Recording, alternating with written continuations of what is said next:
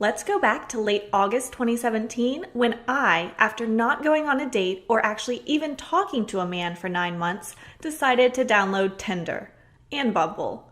Turns out it's all the same people on both apps. Same dis, different pics, am I right? I met a guy named Mike. We talked and drank beer at the since closed Green Lake Bar and Grill for 3 lovely hours, and afterward I walked him to his car. His car, because I suck at parallel parking, and in an effort to avoid having the patrons at my destination witness the embarrassing attempts and failures of properly operating a vehicle, I have been deemed fit to drive for over a decade. I find an empty street, ditch the car, and walk half a mile or more every time. Gotta get my steps. Do people still count those? I don't. Whatever. Anyway, we get to his car and it's a wreck, full of overflowing cardboard boxes and garbage in the back seat. The exterior paint is peeling and there are empty cigarette boxes strewn about, tobacco ash on every surface, spilling like slow lava flows from every crevice. Crooked butts peek out from under the seats like the stale McDonald's french fries of my grandmother's minivan throughout my childhood. I am half convinced that Mike has lived full time in this car at one point recently. Total dirtbag aesthetic. So naturally, I was swooning. We said goodbye and hugged briefly, politely. He didn't try to kiss me. A dirtbag, possibly homeless dude who isn't even into me. Hot damn. Yes, please. I was fantasizing about all kinds of dirty things during the tokenesque journey back to my car. It dawned on me very quickly that my chances of having sex in the near future had increased from 0% to whether or not Mike's car could survive the drive to my place if we were ever decide to hang out again. I looked up local mechanics and tow trucks, just in case. I made a special trip to Safeway the following day to purchase condoms. I found a shopping basket and headed toward the aisle where I assumed condoms were kept. My anxiety reminded me that I am not mentally or socially equipped to make a purchase of just condoms, even if I paid for it through self-checkout during the mid-afternoon lull I was strategically counting on. Discretion, modesty, and decades of sexual shame directed at women prompted me to first wander through the produce section. I actually needed bananas and grabbed a few cucumbers, carrots, and then tossed in a package of pre-made guacamole, a box of brown sugar Pop-Tarts, and a few things to reduce the phallic-shaped objects piling up in my basket to further conceal the condoms. Dating is hard. That's what she said. I grabbed a box of a dozen condoms feeling optimistic and proceeded to argue silently, as to not draw attention, with this register that scanned items were already placed in the bagging area. Why is this still a thing? Fix this. I got home and unpacked the reusable shopping bag only to realize the condoms were not in the bag. I looked around the kitchen and the space near my door where I dropped stuff and piled up shoes. Nothing. I checked the car next because what I lack in parking skills, I make up for in taking turns too fast when driving alone. Like I don't know if I want to live or die and I need those little moments I'm not sure if the tires are going to stay on the ground. I feel a little lift or a slide and know, because I'm close to death, that I'm alive and like it. But the condoms were nowhere to be found. The receipt confirmed I paid for them. I was frustrated because I spent like $40 just to buy condoms and I didn't even get them home. If nothing else, I am a bee on a budget and I can't afford to go through that ordeal again. Reason told me to call the store. Reason is an a-hole. The call went like this. Thanks for calling Safeway. This is Timmy, or some other teenage-specific names adults never have. How can I help you? Yeah, hi, I just went through self-checkout and got home, and one of the items I purchased didn't make it home with me. Is there anything I could do? Oh, sure, I could check to see if you left it over there, he said, with the professional level of enthusiastic charm that is required for bullshit customer service calls.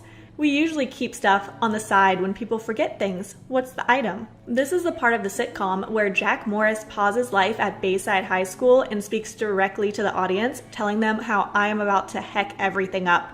Jim Halpert is making that face at the camera. Classic horror movie music starts playing at an ominously increasing volume that everyone but me and the fisherman from Jaws can hear. Boisterous women in movie theater audience are yelling, "Hang up the phone, you dumb bee!" This is real life, and I can't hear them. I imagine if I could, their cries would haunt me like Clarice and the Screaming Lambs. Plus, I am masochistic, or a moron. Possibly both. Yeah, I say in my almost Bill Lumbergh tone. It was condoms? The pitch of my voice rose as I spoke the last word like a question, like I wasn't sure if I wanted to say it. I didn't. Timmy tried to put the call on hold before he started giggling. He was not successful. I am on hold. This is the part of the sitcom where Zach Morris pauses Bayside High. Jim and the shark from Jaws have teamed up and are both making that face through the office blinds. A woman screams, clapping between words, "Hang up the phone!" SpongeBob SquarePants comes to my defense, mocking their pleas for sanity, leaning forward, hands on their hips, eyes bulging. "Hang up the phone!" I don't. Timmy returned to the call after a long enough pause to tell every employee in the store that some girl is on the phone because she lost her condoms and doesn't have the self-respect/budget to just eat the $12 and move on with her life, and she is actually calling the store. He is pleased to finally have a funny story to tell the girl in his math class he has a crush on her for years. "Hi, I don't see any..." He hesitates like he's searching for the word on Ask Jeeves in 1998. The page eventually loads and he continues. "Condoms over there, but you could bring your receipt to the customer service desk and get another box." I regain control of my life. "Yeah, that's not gonna happen, thanks." I hung up. "Finally!" screams the frustrated, fictitious audience of my life. I then, like any sane and reasonable adult who isn't still jaded about Bezos' tax evasion, ordered a box of 36 condoms from Amazon for about the same price as the dozen at Safeway to be delivered, discreetly packaged to my door/leasing office within 1 to 2 business days. And I mean, I am still bitter about Bezos, but the annual Prime account fee already went through for the year, so to cancel now would be like giving him the money, so I might as well use it and cancel my membership before the next billing cycle. I tell myself for the 4th year in the row. I laid in bed cursing my alarm the following morning when I remembered my pre-made splurgy guacamole and jumped up to make avocado toast before my early morning class. Insert millennial joke here. Everyone laughs except the millennials rolling their eyes and drowning in student loan debt. I took the carton of eggs, bottle of Tapatio, and guacamole out of the fridge. There, on the middle shelf, hidden under the guacamole, sat a silver box containing a dozen Trojan Ultra Thins. I fought the urge to walk away from the kitchen and meet my stupid fate in the middle of the busy street. Police investigating my death would note the open refrigerator door and its unlikely contents, nodding in unison that this was the cause of my untimely but expected and understandable death. And honestly, this is the kind of thing that has happened before. Enough times that I should have checked the refrigerator before I checked the floor of my car. But again, I am a moron. Clearly in optimistic denial about the kind of person I really am. I spent the next 30 minutes scouring the internet trying to figure out if condoms are still effective after being refrigerated for 24 hours, and realized that I am the only person, out of like 8 billion of us, y'all, that has needed to know this information. And I still don't. There was a customer service phone number on the back of the box, but I heard the lamb screaming and threw the condoms away. I got slapped by my parents and they took away everything from me. So my parents caught me at my boyfriend's yesterday and they went ape shit crazy. Now, before I tell this story, keep in mind, I'm 21. Now on to the story. So before anybody asks, yes, I did live with my parents, even though I'm 21. I wanted to save up enough money for me to be able to move out of the house and be able to live in a nice place. I was almost done paying off my car, which they took away now, so it was all pointless. So I was close to moving out. My relationship with my parents has always been rocky. We pretty much don't agree on anything because they are very, and I mean very, old school. They are also strict when it comes to me going out. They're strict to the point where I wasn't allowed to go out past 10 p.m. If I did, then I would get yelled at and they would take away the truck that I was working so hard to pay off. Again, keep in mind, I'm 21. Long story short, they're super strict and very old-fashioned, so I didn't like that, which is why I was planning on moving out soon after I was done paying my car, which was in 4 months. Well, yesterday, I skipped school. I know, super bad of me. To go to my boyfriend's so that he could help me look for a place. I had told my mom that I was in school because I didn't want her to know that I was actually looking at places and trying to figure out a way for me to move out sooner. So me and my boyfriend are sitting down in my truck when all of a sudden my dad opens my car door and slaps me across the face. Me and my boyfriend were so shocked to see my dad that we just stood there, which pissed my dad off more, and so he proceeded to slap me again and started to tell my boyfriend off. I couldn't figure out how the hell they knew I was at my boyfriend's till my mom told me that she was tracking my phone. Keep in mind, I'm 21. So I'm over here getting slapped across the face in shock, and my boyfriend is shocked as well.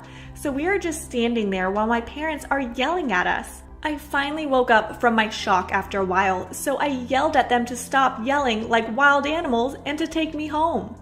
They did just that after they calmed down, but the walk to my parents' car was the most embarrassing thing ever because I felt like a 14-year-old getting picked up by her parents after she tried to sneak out. Again, keep in mind, I'm 21. I also felt even more embarrassed because pretty much all of his family witnesses me getting slapped by my parents. I just couldn't believe my parents had actually done that shit. Honestly, please someone answer me and tell me if this is normal. So we got home and they proceeded to tell me off and go off on me. And I just kept packing up my stuff because I just can't stay in this place after that shit happened. I mean, come on, I got slapped in public by my parents. To make matters worse though, they took away the truck that they sold to me.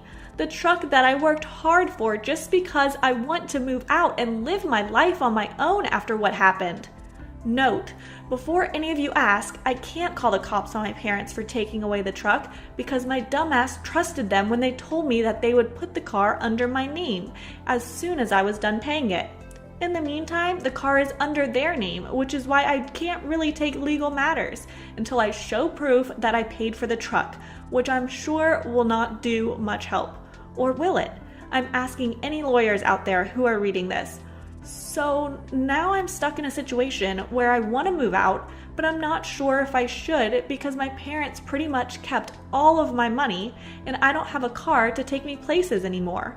Moral of the story is truly be careful of those who you trust because even your own family will sometimes do you dirty. Also make sure that your crazy parents aren't tracking you. Another thing I forgot to mention is that they took away my social security number and my green card. All because I didn't pay for them and I'm ungrateful. B, I was 8 when I got my green card. How the heck am I supposed to pay you? Tinder date turns into clingy and aggressive guy. Okay, true story. I had been dating a guy for several years, and after a number of tense and tough conversations regarding some issues we considered irreconcilable, we broke up. I was single for about 7 months, whole and healed. I understood why we broke up and believed that because of our mutual refusal to bend to the other person, it was for the best. I go on Tinder. I'm a busy gal, and I wanted some food and some wine and an orgasm or two. I made that pretty clear in messaging with several guys, and then the humor and personality of one guy made me agree to the date. It was fun, he had a great personality, and the conversation flowed relatively easy. I went back to his place, and we hung out for a while longer, and I ended up going home. Only dinner and wine that night. Then we agreed to meet up again, and I'm thinking about sex. I make that pretty clear. Not in a I'm gonna use you for sex way, but in a I'm on this app because I'm horny and I prefer a real penis to what I've been using for 7 months way. Still, no sex. And the second date, it got a little deeper. Not like, tell me about your familial drama and deepest fears, just who do you want to be? What do you want to do in life? I realize we are pretty far off on the spectrum of our goals, and I don't think you have to line up on goals, but at least drive or ambition. I'm thinking, he's nice, but I don't think I want this to go anywhere. So I tell him that. He says it's fine. He knows what Tinder is for, and he gets it. He thanks me for my honesty, y'all. Fast forward a week or so of texting, schedule's not lining up, still no sex. I'm talking to a few other guys on Tinder, and then my ex, after 7 months of running into each other for work-related stuff, We don't work together, but people we work with each of us. In the occasional text, he asked if I need any help moving. A mutual friend mentioned I'd asked for their help. He figured he would offer.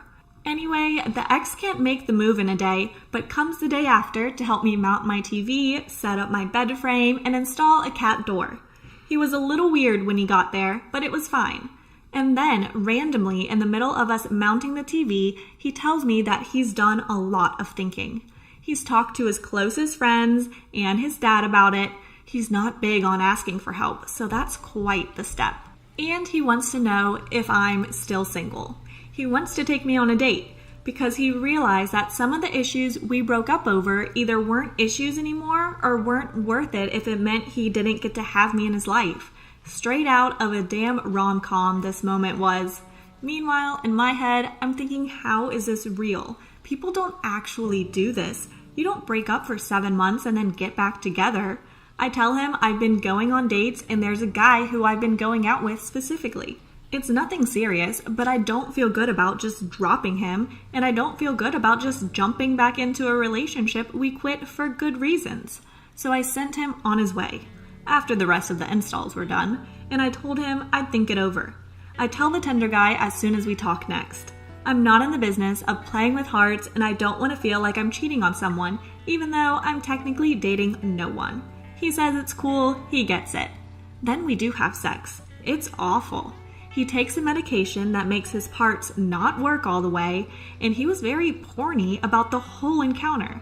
In the let's trade positions every 2.5 seconds, and I'm gonna slap your ass hard without mentioning it, and choke you a little without mentioning it before. I faked an orgasm so it would be over, and then he said he couldn't get off without watching porn anyways.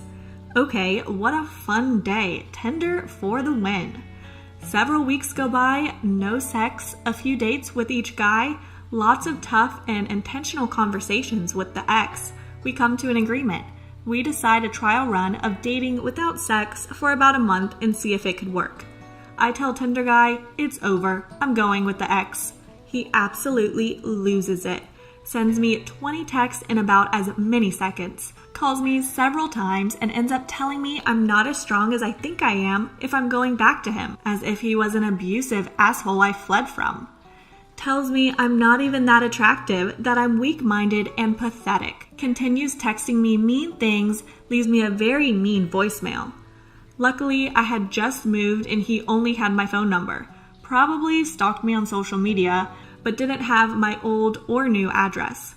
I ended up telling him that it had nothing to do with him, that I was sorry and it wasn't my intention, that we weren't even dating and there was someone out there for him, that we were better as familiar strangers. He really didn't like that and ended up telling me that he loved me and that I was the closest thing to it he'd ever met and that he would never move on.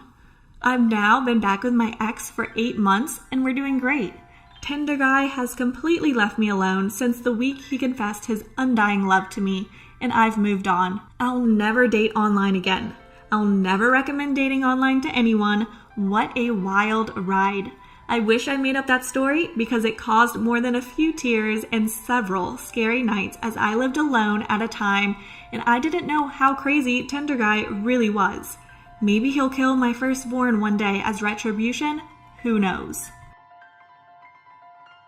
A date I will never forget. Honestly, I've never been a very open person. I've always been that super friendly and happy girl that seems like she has the perfect life, but no one really knows that deep. I think the only person who knows my entire story is my boyfriend, who is so great to me, and of course my little brother, who shared a lot of these experiences with me. There's a lot of things I have never had the courage to tell anyone, so here I am making my best effort. My parents got divorced when I was 5 years old and my younger brother was 2. This was really the beginning of everything falling apart for me. I know in this generation it's pretty common, but it was hard for a little girl who didn't understand why she had to go to mommy's 1 week and daddy's the next. I used to cry under my desk at recess and pray every night that they would get back together. My mom and I have never had a good relationship because of everything that has happened. She used to send me to school and daycare in shorts, no jacket, and sandals in the winter, not wanting my good clothes to go to my dad's. Keep in mind, I live in Canada. This is just one of the many things that led to the huge custody battle my mom started. My dad won and they settled on 50-50 custody, but my mom blamed a lot of it on me because I would email my dad telling him how much I missed him, and my mom took this as me taking his side. Of course, being so innocent, I always stuck up for her and thought everything was normal. My mom got remarried when I was 7. Her new husband was far from perfect. He supported us tangibly, but never emotionally. No matter how hard I tried, he was never proud of anything I did, and as a little girl, all I wanted was acceptance.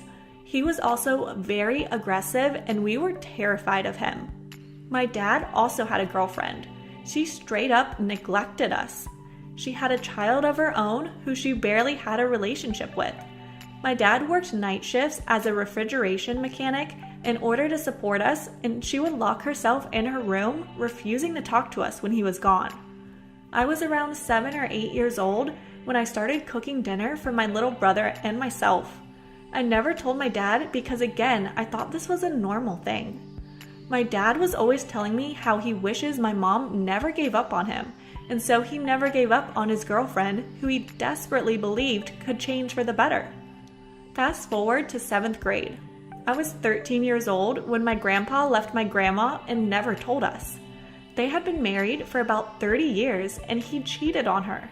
He moved out, never telling my brother and I, leaving us to think he was gone on a work trip and never came back. This was devastating, especially for me, because he was my best friend. My grandma became extremely depressed, having been with my grandpa since she was 16. We had to move in with her to help her take care of things, seeing as she had no idea how to do much. A few months later, my dad slipped and broke his ankle and then went to work and broke both arms. It was a year worth of surgeries and officially parenting my brother because my father physically couldn't. He had to quit his job because the nurse ended up being his ex-girlfriend who hated him, and there ended up being a malpractice which he didn't bother doing anything about.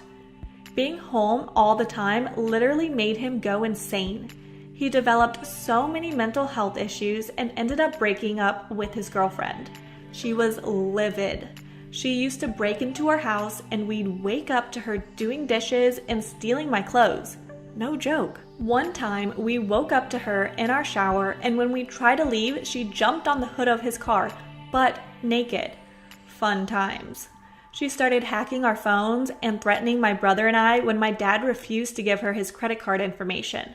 Again, this affected his mental health and he started developing diagnosed schizophrenia and extreme paranoia, along with his previously diagnosed anxiety, depression.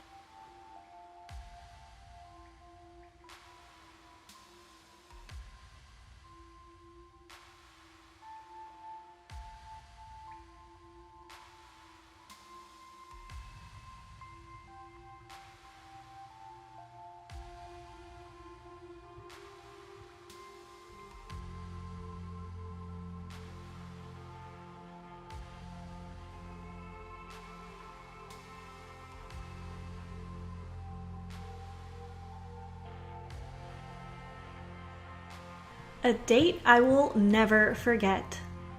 Honestly, I've never been a very open person. I've always been that super friendly and happy girl that seems like she has the perfect life, but no one really knows that deep. I think the only person who knows my entire story is my boyfriend, who is so great to me, and of course my little brother, who shared a lot of these experiences with me. There's a lot of things I have never had the courage to tell anyone, so here I am making my best effort. My parents got divorced when I was 5 years old and my younger brother was 2. This was really the beginning of everything falling apart for me. I know in this generation it's pretty common, but it was hard for a little girl who didn't understand why she had to go to mommy's one week and daddy's the next. I used to cry under my desk at recess and pray every night that they would get back together. My mom and I have never had a good relationship because of everything that has happened. She used to send me to school and daycare in shorts, no jacket, and sandals in the winter, not wanting my good clothes to go to my dad's. Keep in mind, I live in Canada. This is just one of the many things that led to the huge custody battle my mom started. My dad won and they settled on 50-50 custody, but my mom blamed a lot of it on me because I would email my dad telling him how much I missed him, and my mom took this as me taking his side. Of course, being so innocent, I always stuck up for her and thought everything was normal. My mom got remarried when I was 7. Her new husband was far from perfect. He supported us tangibly, but never emotionally. No matter how hard I tried, he was never proud of anything I did, and as a little girl, all I wanted was acceptance. He was also very aggressive, and we were terrified of him. My dad also had a girlfriend. She straight up neglected us. She had a child of her own who she barely had a relationship with. My dad worked night shifts as a refrigeration mechanic in order to support us, and she would lock herself in her room, refusing to talk to us when he was gone. I was around 7 or 8 years old when I started cooking dinner for my little brother and myself. I never told my dad because, again, I thought this was a normal thing. My dad was always telling me how he wishes my mom never gave up on him, and so he never gave up on his girlfriend, who he desperately believed could change for the better. Fast forward to 7th grade. I was 13 years old when my grandpa left my grandma and never told us. They had been married for about 30 years and he cheated on her. He moved out, never telling my brother and I, leaving us to think he was gone on a work trip and never came back. This was devastating, especially for me, because he was my best friend.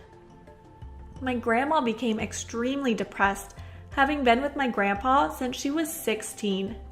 We had to move in with her to help her take care of things, seeing as she had no idea how to do much. A few months later, my dad slipped and broke his ankle and then went to work and broke both arms. It was a year worth of surgeries and officially parenting my brother because my father physically couldn't. He had to quit his job because the nurse ended up being his ex-girlfriend who hated him, and there ended up being a malpractice which he didn't bother doing anything about.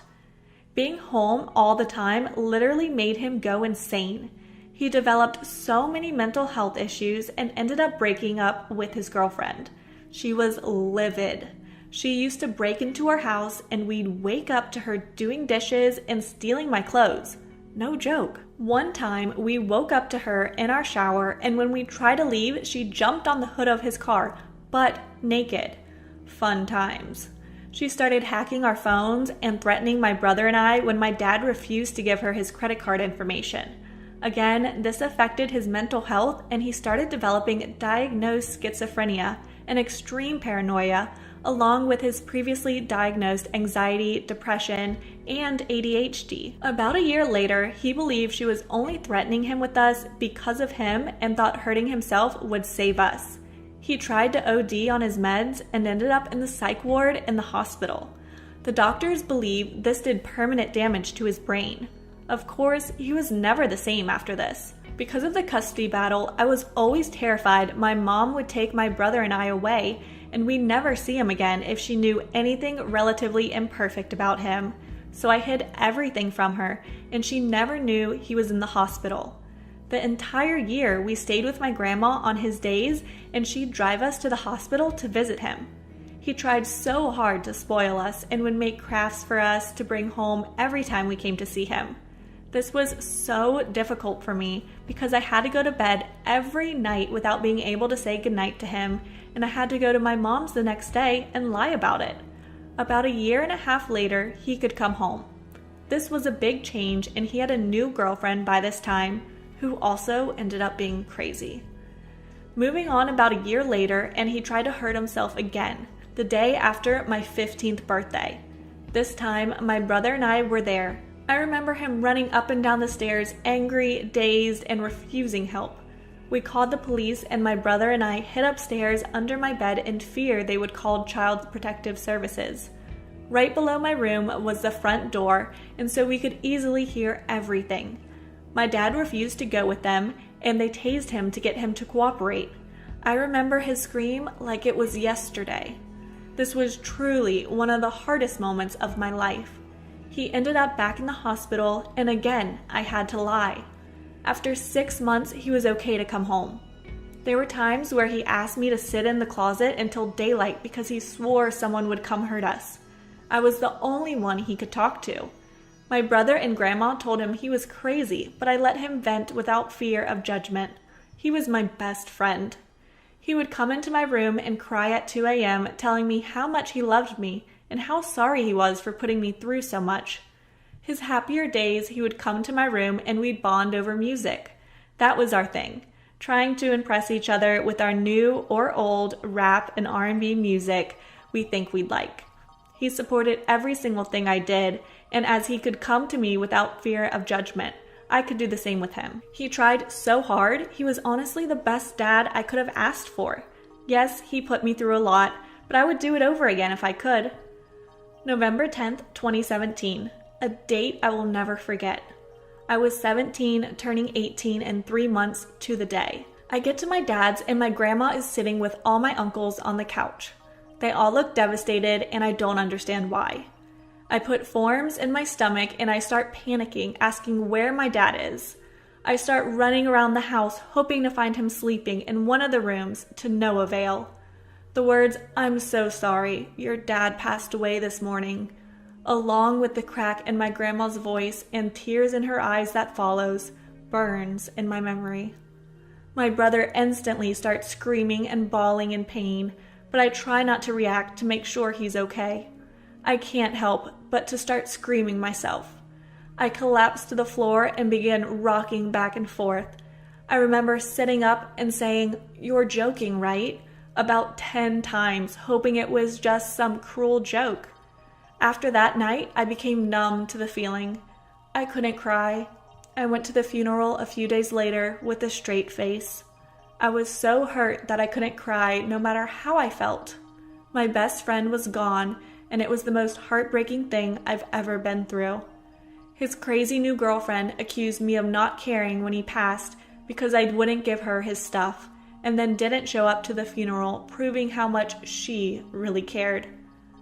On God, I almost fought her. I ended up telling my mom everything about his mental health, to which she started resenting me for hiding for so long.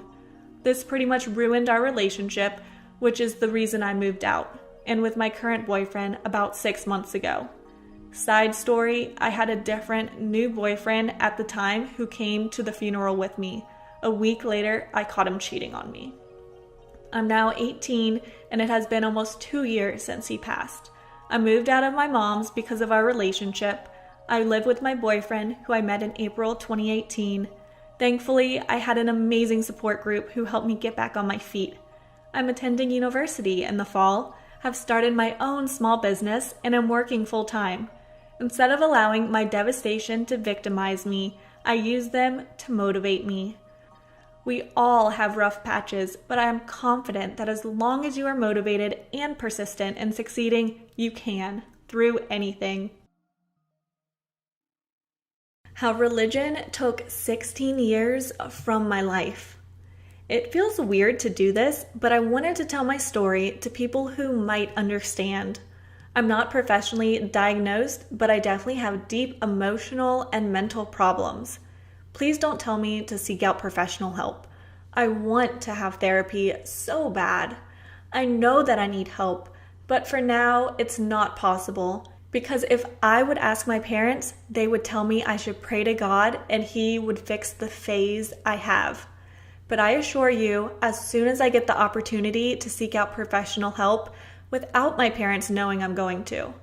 As long as that is possible, I'm trying to figure out what is going on with me on my own. I did so much research during quarantine because I started to question my sense of self, especially my identity, and ended up having an internal crisis. I thought my issues weren't that deep because I never was physically abused and technically everything in my life was fine. I had clothes, food, and an overall loving family on the surface, and I played it down because I thought someone like me can't call their experiences trauma because I was never hit nor bullied. Generally, people like me, because I was a massive people pleaser and still do it, but it's gotten better. Or at least, they were nice to me. My parents supported me, helped me out when I needed money for something, and now there are two parts of me fighting. The one part that knows exactly how hecked up I really am, and the other part that tells me I'm exaggerating, that I should stop overthinking and stop being ungrateful. I'm torn, and I hope to find at least one person who kind of understands me. I feel like no one could ever get me, because my trauma doesn't feel validated. Even though I found out that the part of the brain that is responsible for physical pain is also responsible for emotional pain. It still feels like I don't deserve to be heard, because on the surface, everything was perfectly fine, and even though I talked to friends about it and they really helped me, they still told me to be grateful that I was well-liked and no one directly hurt me. But I can't. I can't look at the positive aspects and live normally. It affects my life. It affects the person I am. It shaped me. I can't concentrate, and it got worse and worse with time. I have emotional outbursts that I learned to hide.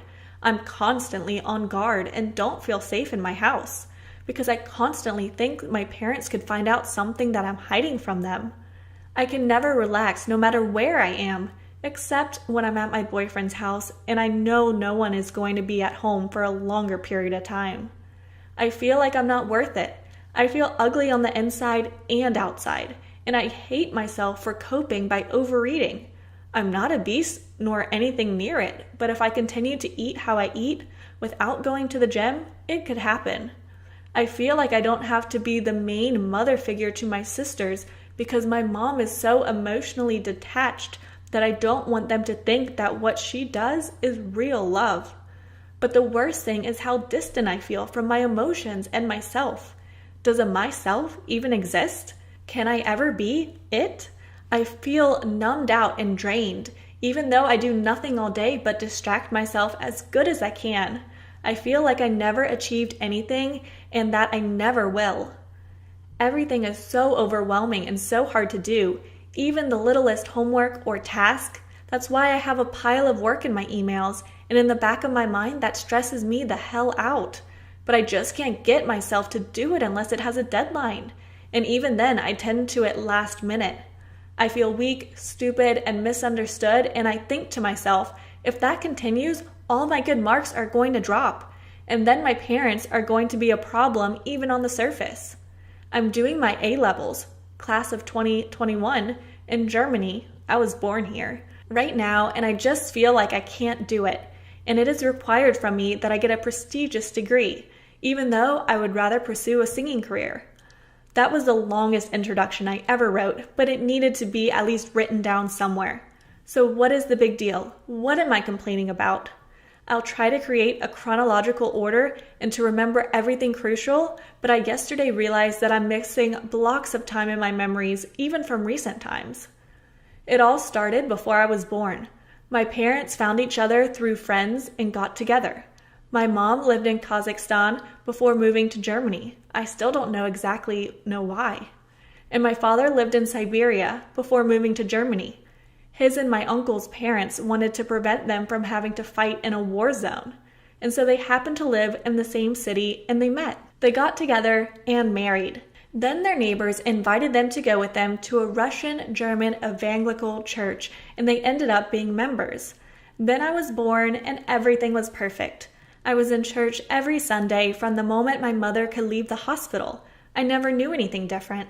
And as soon as I was able to be separated from my mother for 2 to 3 hours, I was with other children my age while the adults were attending the big service. And then the indoctrination started. I don't remember much from my time in church, or the cult as I call it now, from the time before I was 12.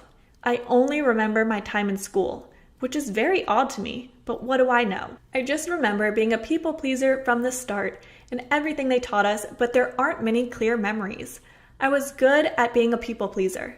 Now it's easy for me to approach people and connect on a surface level, but at what price? It's scary to me that my memories are so blurry. I don't even know who I was friends with or if I even had friends before the age of 10. I just remember that I wanted to be perfect in God's eyes. I wanted to be the perfect example of a girl who loves Jesus with all her heart. I wanted people in church to look at me and think I will make it far in my faith. And I achieved that, I think. But now I hate my past self for caring so much. So what were we taught there? God created the world, Jesus died for my sins and resurrected after 3 days.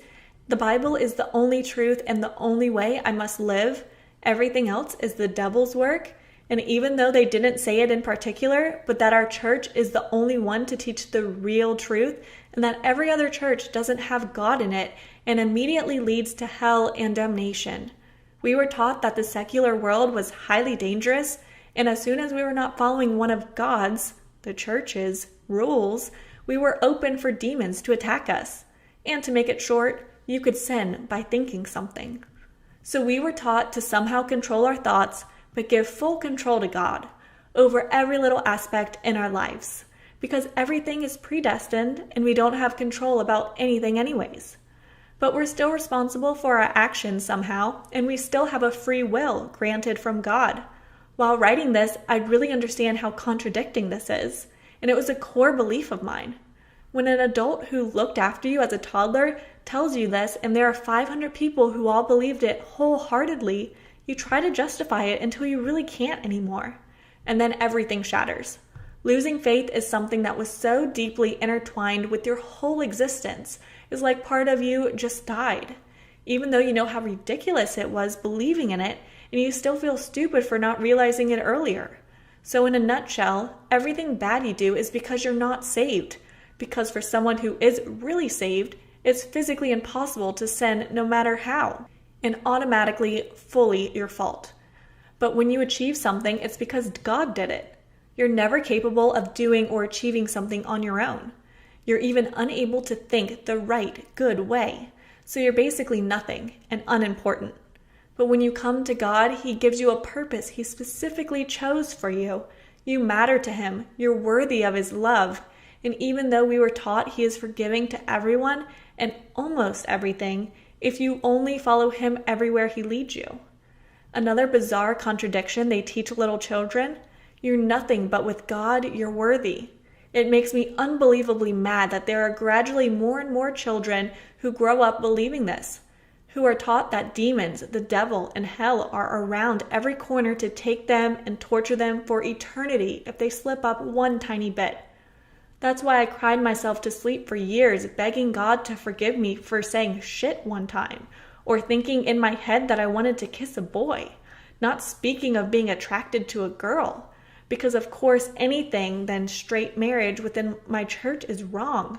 Yes, I was expected to have a boyfriend within church, and if he was in the world, I had to convince him to go to church, and he has to love God. We weren't allowed to date before 17, and of course, no premarital sex, but they took it further to prevent it at all costs. You weren't allowed to be alone in a room with your significant other before marriage, so nothing could possibly happen. Holding hands and short hugs were allowed when engaged. So if you grew up there, find a boyfriend and get engaged as fast as possible, because if you fall in love, it must be in God's plan. Because you want to F and then marry as fast as possible, you have to be together at least a year and then be engaged for at least half a year to have your first kiss ever, if you weren't sinful, in front of everybody, and when the pastor says, you may kiss the bride. We were taught that God wants us to be pure and learn to value our partner's personality. They told us girls that if we had a sexual relationship before marriage, you would never know if he really loves you or just wants your body. And that every guy outside church would never love us for our personalities. Another contradiction. These young adults rush into marriage not because they think, wow, I really value my partner as a person. No, they're sex-driven teenagers lying to themselves, which is absolutely not their fault, of course. No one is appreciating anything, and if they are, they're very lucky, because there were maybe 15 people in your age range that you could end up with. Girls were also taught to save themselves because we are like chewing gum, and if you're all chewed up, your godly future husband wouldn't want you, would he? We were told we were pure glasses of water, and if we sleep around before marriage, or even with only one person, every time dirt would fall into our pure water, and no one wants to drink dirty water. But the one thing that stuck with me that my mother, and later on, more older woman, told me was every time you sleep with a man, he takes part of your soul with him. That's why there should be only one guy from the start, so that you don't end up losing your soul. The thought of that terrified me to the core, and I believed it. Now I know it's bullshit, but it was in my head constantly for 5 or 6 years. We were told to cover up so guys don't want sin with their eyes and thoughts. Knee-length skirts and shorts were allowed, and I always hated how they looked on me. And you had to cover your belly and your shoulders at all cost. Cleavage was obviously not allowed, and so weren't tight clothes, only skinny jeans, not leggings, especially when you had a little bit more chest. And if you dared to show a tiny bit of skin, no matter how hot summer was, even if it was accidental, you'd get in trouble. I was in that godforsaken building almost every day, except for Wednesdays where we would meet up with our local little group of girls. There was a leader a few years older than us, and I'm glad mine wasn't as controlling as others and didn't force me too much to work in different groups in church and discuss what our beloved, I could vomit remembering him and his sleazy and narcissistic behavior, pastor taught us on Sunday. I was involved in worship, and my love for singing kind of saved me because that's the only thing I really did because I myself wanted it. I danced, which was okay. It was workout for me and not dancing for God when I think about it. I looked after toddlers once a month during service with other women. I was in the theater group, and when there was an event for teenagers, I was responsible for leading a group of other teenagers to organize it, so everything was done and standing where it belongs. I liked organizing, so I was lucky they just positioned me there, but it was still hella stressful. And I played the piano, which I didn't really enjoy. So there were the basics. I was heavily involved. With 12, you move from being with children to the big service, and you're finally old enough to be part of all the cool things the teenagers did. But then you're also constantly stressed out, which worsened every year because obviously school got harder, but also the church demanded more and more, and suddenly you were thrown into highly responsible tasks, which drained you. When I was 14, I started constantly having headaches.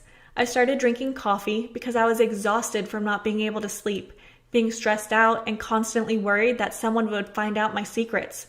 And now I need a very strong one for it to work. Because in school, I was someone else.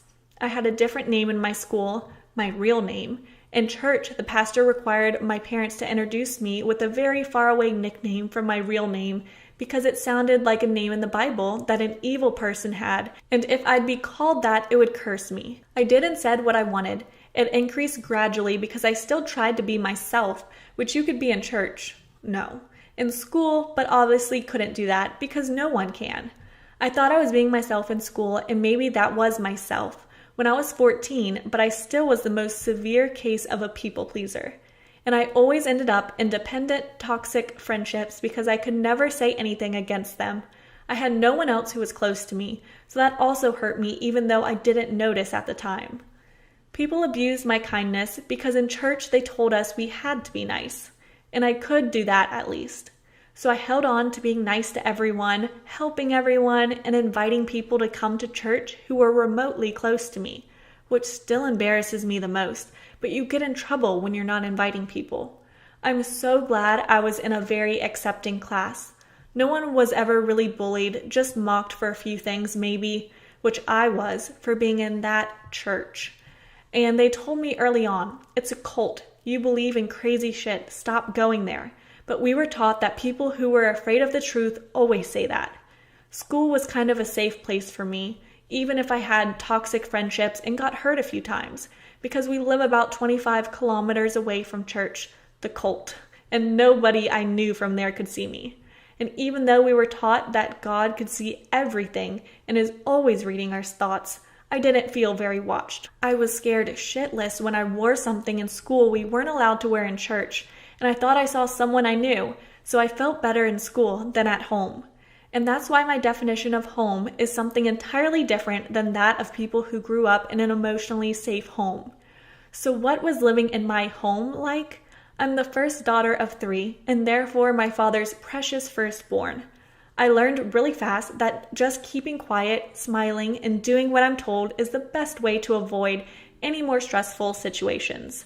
I hated every form of confrontation, and I still do. When I was young as 3, my father threatened to hit me with a belt, and did it a few times. But I stopped misbehaving or questioning, so no one yelled at me anymore, and no one told me to stand in a corner without looking. So I just learned to not show my emotions at all at home, because emotions cause trouble and distress. They also told us that God and our own intellect, which is controlled by God, must lead us. Emotions come out because of the devil.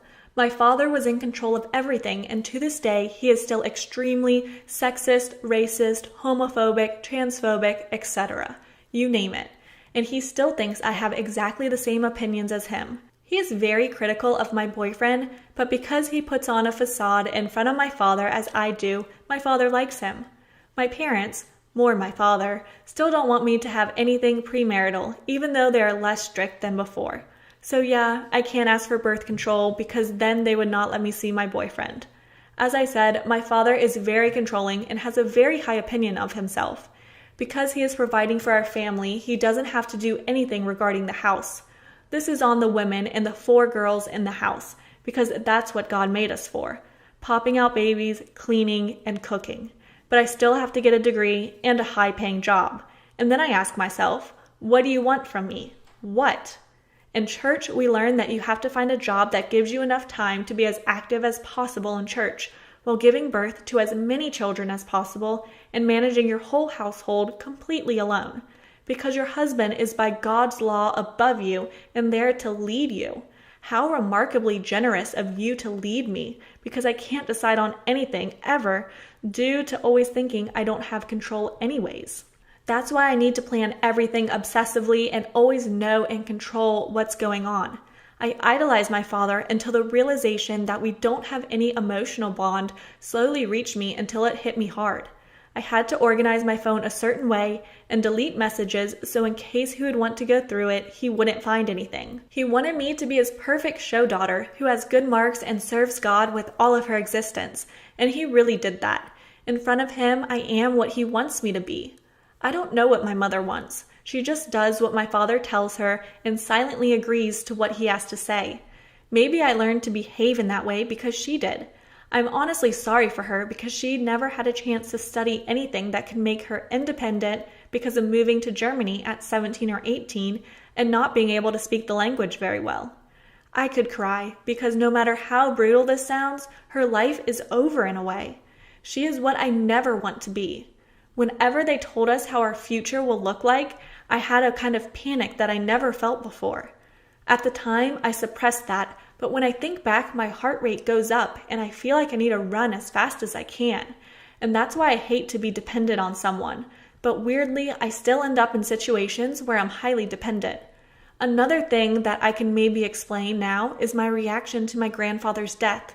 He was more of a father to me than my own, and his wife's home, which I also deeply love, felt safe. When I was 11 years old, my grandmother, my grandfather's wife, passed away because of cancer. And I was never allowed to see her while she was sick, nor to attend the funeral. And in that time, I already saw my grandpa rarely. When my parents told me my grandma passed away, I cried one time. I know that I was sad, but I somehow can't recall my immediate emotions from that day. And I thought I'm glad that I still have my grandpa.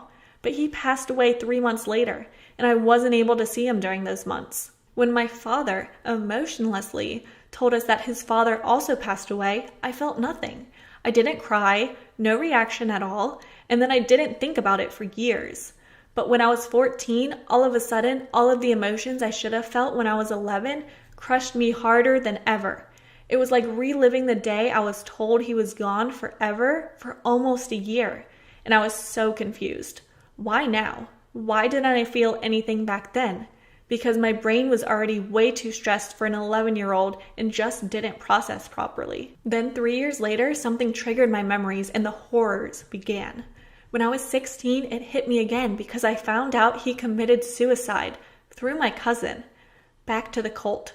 So am I still there? No. My parents realized how manipulative literally everything about it was, and without telling anyone there, childhood friends I grew up with included, we went there one last time, and on Sunday, the 23rd of September, 2018, We drove away and never came back. And many others left too. We still meet every Sunday, and I still sing there because I don't want to confront my parents. I really don't want to be there because every time we're there, I'm not really there. I'm just a shell that moves around. During the preaching, which a few men do in turns, I'm always completely zoned out and can only concentrate for a bit if I really try. I don't know what that is or that means, but I absolutely hate it because I can't control it. And sometimes I'm just sad for no reason. I still can't sleep and still get a massive headache and can't stand up properly without strong coffee. I still eat too much stuff. I really shouldn't, and I feel bad for every little bit I eat, but I can't stop. And it also affects all of my relationships, especially with my boyfriend. He sometimes doesn't understand, but he still comforts me and is patient, which I'm really grateful for. And something that comes to mind only now is that my father used to completely lose it when I had a bad mark. I was afraid to come home and always started crying before even telling him. And then he would shout even more, beat the table with his fist, and tell me to stop crying. Now I can control if I'm going to cry or not when something upsets me, and if I want to show my emotions or not. Being a very good liar was essential, and it still is. When my father is mad at me because I don't do the dishes, he still gets very impulsive and shames me because if he works and gives me food and clothing, it's just disrespectful to leave the dishes for too long. And when he stands beside me and doesn't stop while I do the dishes, I just nod my head and say yes. It's the only way to avoid more pain at all cost. There are these moments, but also the ones where he tries to talk to me and ask how I am, and then he tells me how he loves me, his firstborn princess. He tells me that I'm the best daughter someone could have, and that he's so proud of me. And I just smile at him and say thank you. But on the inside, I think, if you really knew who I really am and what I did that you don't have, you wouldn't talk to me anymore. He is proud of the daughter he created for himself that I still am in front of him. And also my mother tries to get closer to me after 16 years of distance and letting the church raise us. And the only thing I would tell her if I was honest for a few seconds in the midst of all the lies I protect myself with, I'm sorry, but it's too late. I don't have any emotional connection to my parents, and I never had. The first 16 years of my life were partly wasted. I felt like someone took my childhood from me. Even my memories are blurry. And I know it's technically not my parents' fault, but I want to blame them so badly. And it makes me so mad that I was born because of the church, because they convinced my father to have children. I was cursed before I even existed. And still, I can recall a few beautiful memories of things I did with my friends there. The sleepovers, summer camp, singing together, playing hide and seek in the big building. All of us connected through our fear of the dangerous outside world and hell.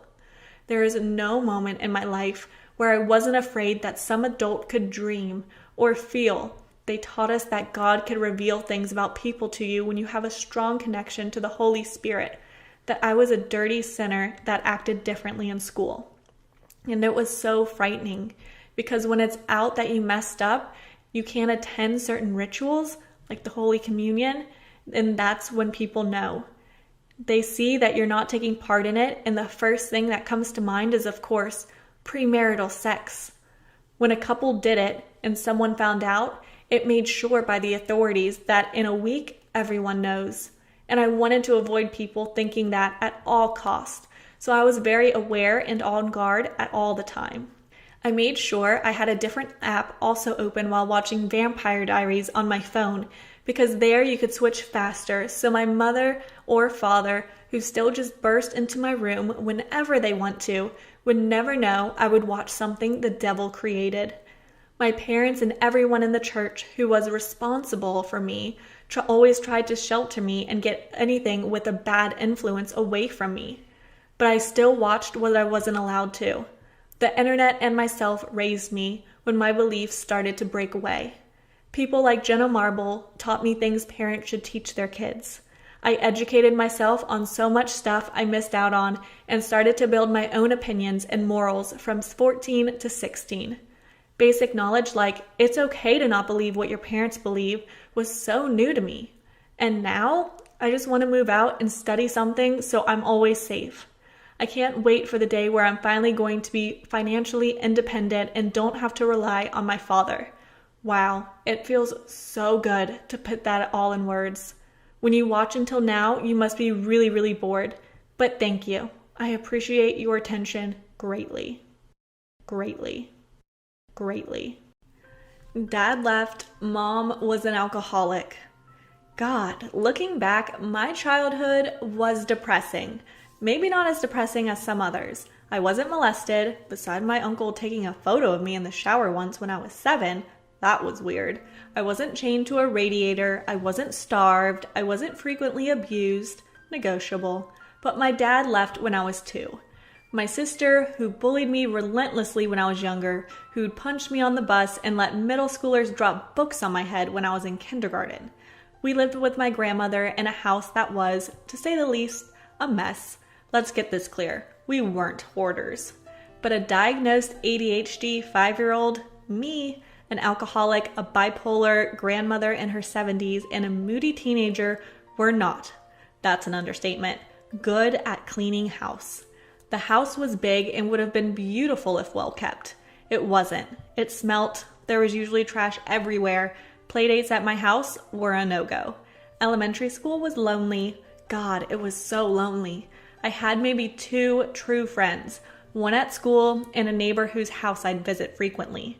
I was the freak, the spaz, the girl who talked too much, the girl who was separated from the other kids and told by teachers, "You're just too stupid for this."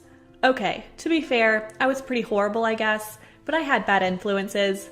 Middle schoolers would curse around me, at me, on the bus. You know what I did one day in the lunch line because I was mad? I turned around and gave a girl the finger. A teacher saw and thought I was doing it to them. There was also another time where I had pushed someone for cutting me in line, and the next thing I knew, the girl was on the ground clutching her neck. Everyone claimed I choked her. I didn't. I was bullied for having a pink book bag, because femininity was such a horrible thing.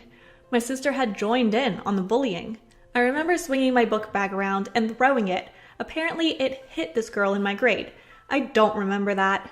I relied on Barbies, stuffed animals, and imaginary friends for company. And I didn't see anything wrong with that. Why should I? Because they were real, right? Those adventures I went on with them happened, and of course they would never leave me. I spent a large portion of my childhood in my room. Or rooms, because at my house we switched rooms a lot.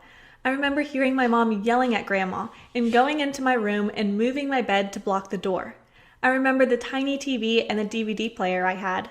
And I remember turning on Jurassic Park because to a first grader at the time, that was real. Dinosaurs were alive. They were here. Dr. Alan Grant and Ian Malcolm were actual people, goddammit.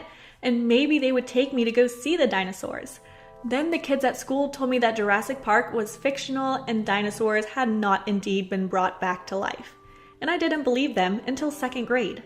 I used to think my dad was Ian Malcolm because Jeff Goldblum looked like how I remembered my dad. I loved my mom so much back then because I didn't realize anything was wrong with her. Just to avoid her when she started yelling, I held no personal grudges against her. It wasn't always Jurassic Park, all 3 movies. Sometimes it was Barbie or Land Before Time. At one point, it was The Hunger Games. I had a bow and arrow made of bamboo. My neighbor friend made it for me. They had bamboo trees growing in their backyard. God, at that time, that was so cool. Pretending to be Katniss Everdeen, that was a euphoric feeling. I was 7 when I realized my sister genuinely wasn't afraid to hurt me. I remember walking home from the bus stop one day with her and stopping to tie my shoe. I don't tie my shoes anymore. Not because of that. Maybe because of that. They get knotted and it's annoying. People tell me to tie my shoes constantly. I don't. She started walking, realized I stopped, grabbed my hair and pulled me across the street. Then she gave me a black eye to prove to the other middle schoolers that she was cool. I remember ignoring my mom's drunk yells and her calling for me downstairs. No, why would I be able to hear her over the dinosaur roaring in my room? Why should I put down my Barbies for her? I was 7 when I went to Seattle for the first time.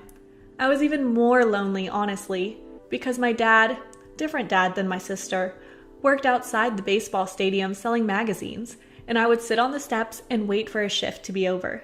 But what was I really doing? God, I was exploring. I'd go off and talk to imaginary friends, and the one that would land outside the stadium in her own private jet. She was imaginary, so she could do that. I roamed down the apartment building halls, calling the fire escapes with my imaginary friends' apartments. I didn't even realize I was lonely. I love my dad, I do. He's tried his best, and I'm so happy he's in my life now. Even though he still lives in Seattle, and I see him maybe a month out of the year now, if even. But Seattle was lonely. My uncle who lived with my dad wasn't a good man. He took advantage of my dad's hospitality. He made lewd comments, he took a photo of me while I was showering, and called it a joke. I was 8 when my aunt on my mom's side made me start stacking wood for her. Oh God, I hated stacking wood. I hated that her house, with her and my extreme Christian right-wing uncle, made me and my sister go over there and stack wood. I hated that stacking wood for the stupid fire pit, and the stupid fireplace was where I would spend my summer before and after going to Seattle. I hated doing that in the heat. I hated doing that in the cold. And if we didn't do it right, we'd be up all night and wouldn't be allowed dinner until we finished. I hated stacking wood. I was 9 when I realized my mother had a problem with alcohol. She started drinking that funny tasting and smelling substance and got really weird. And then she started yelling. But that was okay because I'd go to my room and watch Jurassic Park and play with my Barbies, right? I remember her threatening my grandma, threatening my sister, threatening me. Then I stole her phone and barricaded myself in the bathroom because that was the only room in the house with a lock. I remember the first time I called the cops on my mother. They came and they couldn't really do anything. They told her if they had to come back, she'd be arrested. I was so scared I called my aunt and she came and picked us up. As much as I resented I have towards them for, child labor and a bit of child abuse, for different reasons than stacking wood, it was better than staying with my mother. Most of the time, Grandma would come with. Sometimes she refused to be kicked out of her own house. We had bed bugs. That was an understatement. God, when I had brought bed bugs down from Seattle when I came back, we had them bad. It was horrible. We had to tear up our carpet, had to throw away our furniture. Me, my sister, and my grandmother slept on air mattresses and old chairs that my aunt had given to us. Keep them, she said. You see, my issue at the time wasn't the bed bugs. Personally, that was the least of my problems. A few months prior to the start of the bed bug ordeal, my best friend at school, my only friend at school, introduced me to that stupid internet meme, Slender Man. Me in 3rd grade didn't really think of it as a meme. 9-year-old me was convinced he was real and there was no doubt about that. I couldn't sleep. I prayed every night with my grandmother. I didn't pray before that. I don't pray now. Because that tall, thin man with tentacle arms was coming to get me. My mom had a boyfriend and was going back to college. She was calming down on her drinking. I had spent most of my time at her boyfriend's house with her, since she had basically moved in with him. Those were some happy memories. He was a good cook, had a nice backyard in which I could shoot at the ground with my new plastic bow and arrow. The only time I was ever at home was on Wednesdays, when my mom had a late class. And then my mom got arrested.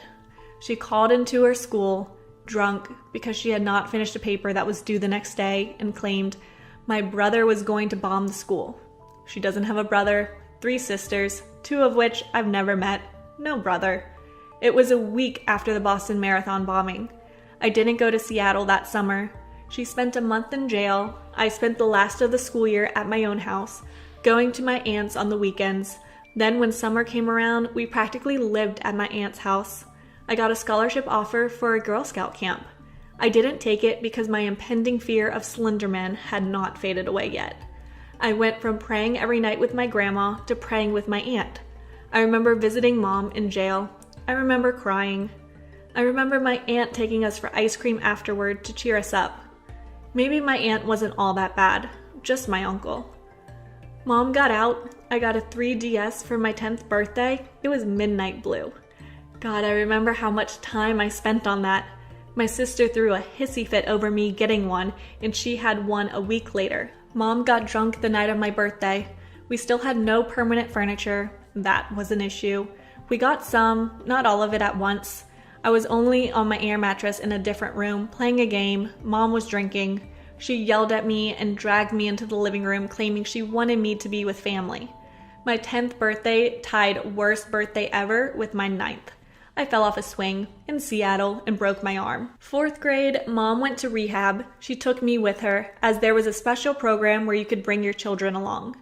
I was the only 4th grader there, besides the babies whose mothers didn't have anyone who could watch them. That was during the time where I really started liking books. I was reading The Hunger Games, they took my DS, and I had nothing better to do. My imaginary friend had long faded away, and my interest in Barbies disappeared. My only real companion was the stuffed T-Rex I had taken with me. Mom got kicked out of rehab within 2 weeks. She broke a rule. Talk to someone while she was being shunned. She called them crazy. I lived with my Nana, Dad's side, for 2 weeks. I missed school. I finished the first and second Hunger Games book in those 2 weeks. Then I found out that I was being sent off to Seattle to live with my dad. I was gonna finish 4th grade up there. As a reward for finishing the entire Hunger Games series, my mom had given me a tablet. It was an Android, off-brand of something, but I didn't care because I had a tablet. I read online, I wrote, I started realizing that I really liked writing. I had friends up there. I grew even more passionate about reading and writing. I loved going to my library because of books, but also because of the Wi-Fi that my dad didn't have at the time, with my dad. Then my tablet got stolen. I left it next to my book bag while I went to the bathroom. My dad bought me another one. He surprised me with it. I came back 6 months later, my mom telling me I would be going to a different school. My old school knew about my mom's drinking problem. She didn't like that. I lost contact with all the friends I had made in basically my lifetime up to that point. The neighborhood friend had to move. I lost touch with the Seattle kids. 5th grade was back to being incredibly lonely. My Nana died. It was her last Christmas. It was devastating. In 6th, I had one true friend, and she left school and I never saw her again. No one wanted to be friends with the tall, big girl who was called King Kong. Not until 7th grade is when I realized I had a few people that liked me. But I had books. I had those stupid Jurassic Park movies, and I finally had a phone.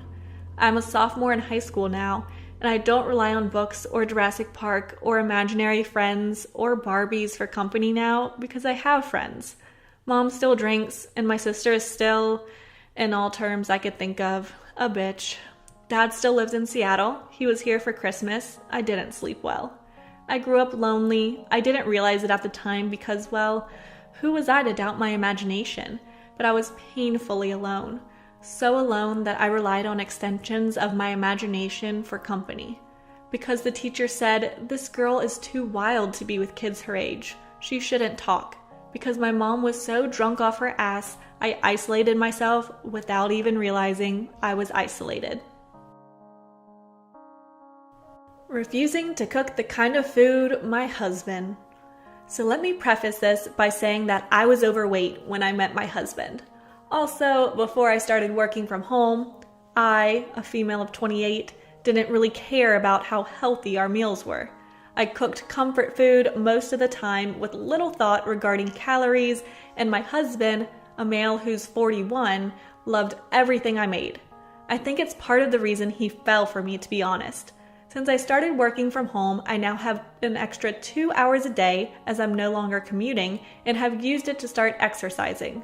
My family has a history of high blood pressure, and it hit home for me just recently that it's time to get in shape. My husband was supportive at first, but as I've started to really lose weight, he's become less so. He's always bringing home junk food, which would be fine if he wanted it just for himself, but he tries to pressure me into eating it as well. My husband is a mailman and walks 15 miles a day, so he's in better shape than I am. His dinners used to consist of 2 or 3 helpings of whatever unhealthy food I made that day. Lately, I've been making healthier choices when it comes to our food. My husband can't cook to save his life, and the grocery shopping and all cooking is done by me. When I say healthier choices, I don't mean tofu and kale. I mean that I've started cooking our favorite foods, but with healthier alternatives, like using 1% milk instead of heavy cream and adding veggies. Since I've started doing this, my husband has doubled his efforts in trying to get me to stop working on my health. He still has his normal 2 to 3 helpings, so the food can't taste that bad.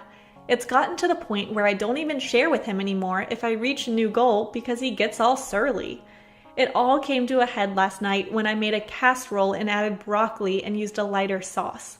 He flipped out and said I'm trying to push my get better looking agenda off on him, even though my efforts to get in shape have nothing to do with how I look.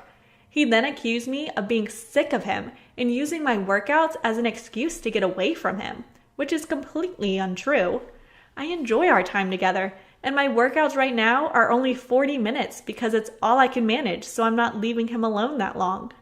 He then said that he would drop it if I would go back to cooking and eating the way I used to. I told him that he was more than welcome to cook the way he wanted, but he refused and left in a huff. While he was gone, I called my sister to try to get some perspective.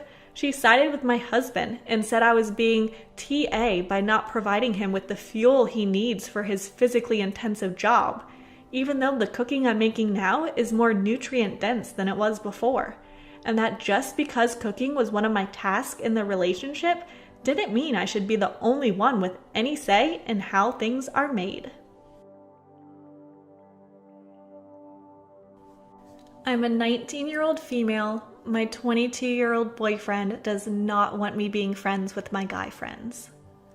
I'm a tomboy girl who plays a lot of video games and has a tendency to get along better with guys because of this, and of my more laid-back personality. I have a really hard time making friends that are girls. Most of the friends I did have would lie and backstab and spread secrets about me, and 9 times out of 10, I would have a big falling out because I would eventually get mad or upset and not be able to take it anymore, and everyone would end up hating me and shunning me from the group of girls. So I have a hard time trusting girls because of this. My friend group consisted of me, another girl, and 3 guys. My friend who is a girl, we will call her Amy, I have known since high school. She introduced me to one of the guys, who in turn introduced me and Amy to the rest of the group. My boyfriend and I have been together for about 10 months now. Since the beginning, he has known I have close guy friends. In the beginning, he put on the front that he was okay with this, but gradually became more expressive about how this bothered him and upset him. Out of the group, I was closest with Amy and one of the guys, we will call Kevin, and I talked to the both of them regularly through texting. Kevin has helped me through a lot and has talked me through more problems than I could think of. To me, it was important that my boyfriend met Amy and Kevin because they were 2 of the most important people in my life at the time. When Kevin was scheduled to take leave, my boyfriend absolutely refused to meet him, told me he would never like him and that he would never be okay with our friendship. His reasoning was that guys and girls can never just be platonically friends. I even tried to explain how Kevin had feelings for Amy and everything to try and show him Kevin was not interested in me. After a while, I began to feel guilty and beat myself up over having guy friends, and eventually began nitpicking the things I didn't like in a way to convince myself to not be their friend. At the end, I didn't reach out to them as much, and they hardly, if ever, reached out to me. Fast forward to a couple months later, and I am working at this new job and trying to make friends. I'm still in touch with Amy, though not very close since she is opinionated and I often do not agree with her opinions, which in turn causes her to get mad at me. I'm pretty much seeking out girls at this point to be friends with, because I do genuinely want friends that are girls so they could relate with me to the things my guy friends couldn't, but also because I know it wouldn't put a strain on my relationship. Where I work, not many girls work there, so I tried to make friends with who I could, and lo and behold, they are all guys. It makes me hate myself because I feel terrible for only being friends with guys, and I know it drives my boyfriend crazy, and I want nothing more than for him to be happy, but I just cannot have friends. I ended up becoming close to a guy we will call Dale, and now he has become practically my only friend and the only person I really talk to other than my boyfriend. Well, my boyfriend tried to put on the front that he was okay with it and he was going to meet him, but the day before he met him, my boyfriend got upset and told me he didn't like it. I tried my best to comfort him, explaining how I only have eyes for him and that I will never be friends with a guy if I genuinely thought they would be disrespectful towards my relationship. But in the end, I basically agreed to not talk to him anymore, or at least as much. Well, this weekend, my boyfriend had a plan to go hang out with his friends for the weekend about an hour away, and usually it's just him and 2 other guys, but now it's his normal 2 friends and 2 more guys he usually doesn't hang out with. They like to drink and go to bars and clubs typically, but they can't do any of that because of the coronavirus. They also used to smoke weed together, but since my boyfriend has quit, just his friends do it even when he's there. I have never been a big drinker or partier and have been in bad situations where people force drinking and weed on me. I don't mind drinking with my boyfriend to cut loose a little, but my boyfriend never wants to drink with me. This has made it all that much harder for me to accept him drinking with his friends because he just never will drink with me. It hurts my feelings and I've brought it up before, but he just seems to make excuses as to why he won't. I've never been comfortable with any of it, but I knew it made him happy, so I always supported him. Now that he's made it hard for me to be friends with the people I want to be friends with, I have a hard time supporting the things he wants to do that I don't like because I don't have his support. I expressed I was upset he was going and I have nothing to do or no one to talk to because he had a problem with my friends. I got mad, I got sad, I got stressed, I cried, and he offered not to go, but I would never be the girlfriend who would ask him not to see his friends. He went to see his friends, and now I feel so hurt and angry and resentful towards him for going because I know that if he had expressed how upset he was, he wouldn't have had to ask me not to go. I just wouldn't have. I texted him explaining how I was mad and hurt and that I didn't know if I could speak to him right now. And all he said was he didn't know how upset I was, even though I literally told him. I feel like he gets to do whatever he wants, but I can't do what makes me happy.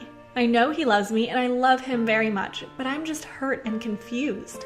I don't want to make either of us unhappy, but I feel like either we both get what we want or neither of us get what we want. Will only be the solutions, but they really don't feel like solutions. I need help.